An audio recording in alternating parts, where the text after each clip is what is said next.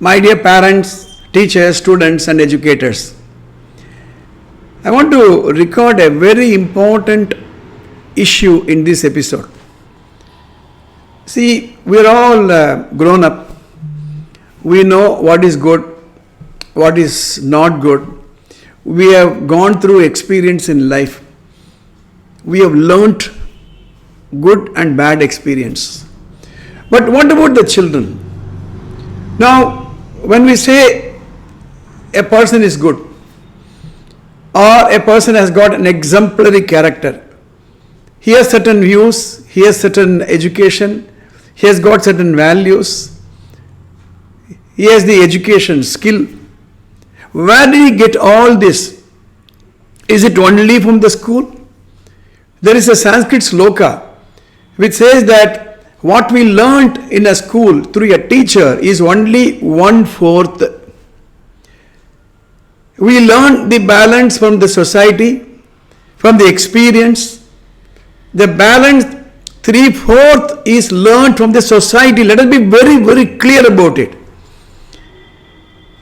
And definitely in a school, good things are taught. 99.99% of the teachers teach only good things. In a school, they don't teach murder, rape, violence. They don't teach cheating. They don't teach how to fraud people. They teach only good things, 99.99%. But where do the children get the violence? If you are around 60, 70 years, go back in your life and see what type of a society you saw about 40 years ago.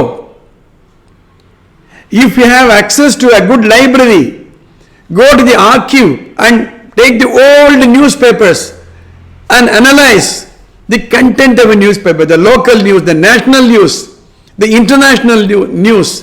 Was there this amount of news about violence, sexual abuse, murder, rape? Why is it happening? I keep saying that the mother is the best teacher and the home is the best school. Just imagine what the children are exposed to today. Now we complain about smartphone. Is this the only thing which is propagating bad? The other day, I was in a house. The whole family was watching a serial. And what was the scene they were watching? Engrossed 100%. A person was being murdered by suffocating, by placing a pillow on the face. He was holding it, suffocating it, and that person was struggling.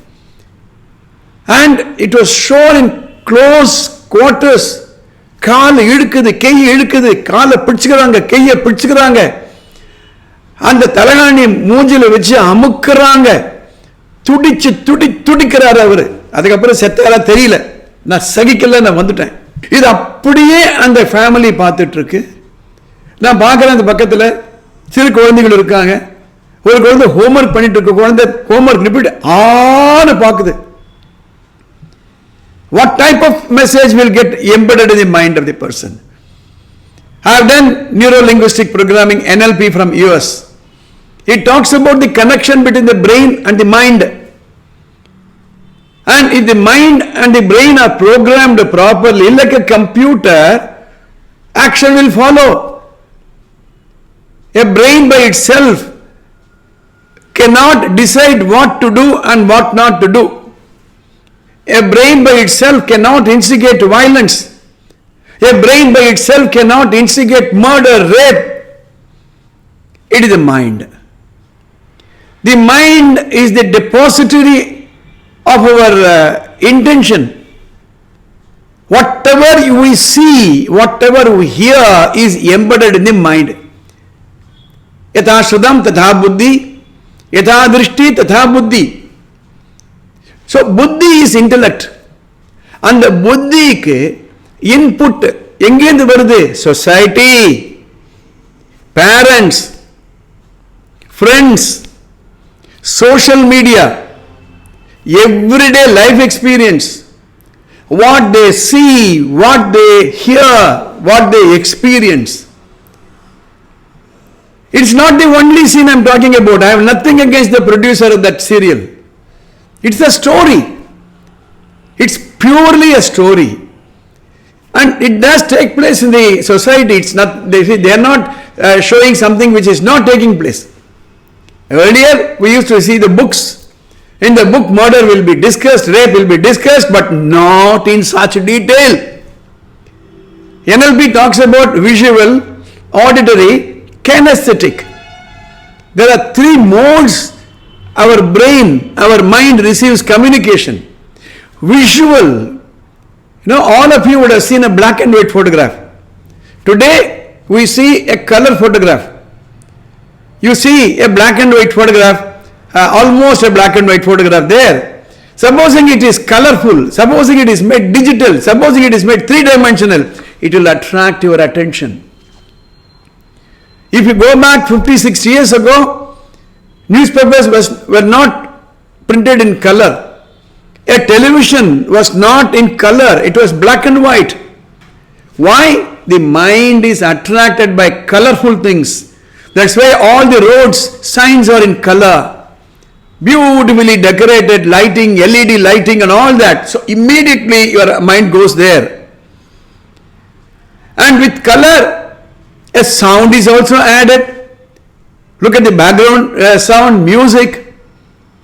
And your mind is fully hooked on that. Right? You are attracted by these things. So the mind is being programmed. Right? Visual, auditory. Auditory means there is an auditory tract, sound tract, what we are seeing. And kinesthetic, feeling, it touches the feeling. Next time when somebody is watching a horror movie like this, step aside and notice the facial expression of those who are watching. Now this is what is happening. That is being superimposed by this. A person who does not have a control on his mind will start noticing everything here. So I am really worried as an educationist. I am worried as a member of the public. Somebody was commenting a recent movie, a popular movie, a movie in which a superstar, I don't want to mention anybody's name, and that person was giving me a review, and that person said she went and saw the movie. He said horror, violence, and look at a huge screen with a panoramic projection with a 3D effect with the soundtrack. And we all hooked to that violence. Such things gets embedded in the mind. In the subconscious mind, you know what happens? We don't see murder on the roads. We don't see anybody being raped. We don't see anybody being suffocated to death. We don't see anybody being headed. If supposing something happens on the road, these days all sorts of things are happening. A group of people come and attack and kill a person on the road. What do? We turn our head this side and go. We have an option there to go, but in a television you don't have an option. And the scenes are shot in such a way that you are being hooked. Now we are doing a major disservice especially to the younger population. You know what happens? They will become numb to such things. They will become used to certain things. When such things happen, really, they may not even have that, that what shall I say, that shock, because they have seen it many times. The purpose of this episode is to tell you, are we responsible? We have a choice to change the channel. What happens when one member of the society or family is watching that, and in 9 out of 10 houses there will be only one room in which television will be running, At a corner, a child will be doing the homework. At another corner, another boy will be doing something. Right? And it is produced in such an interesting visual, auditory, and kinesthetic base, attention is drawn there. I have registered what I got in my mind to say. It is up to you to decide as a member of the society how you should insulate and isolate your children from this menace, I will say. If you are not subscribed to the channel, please do subscribe and press the bell button.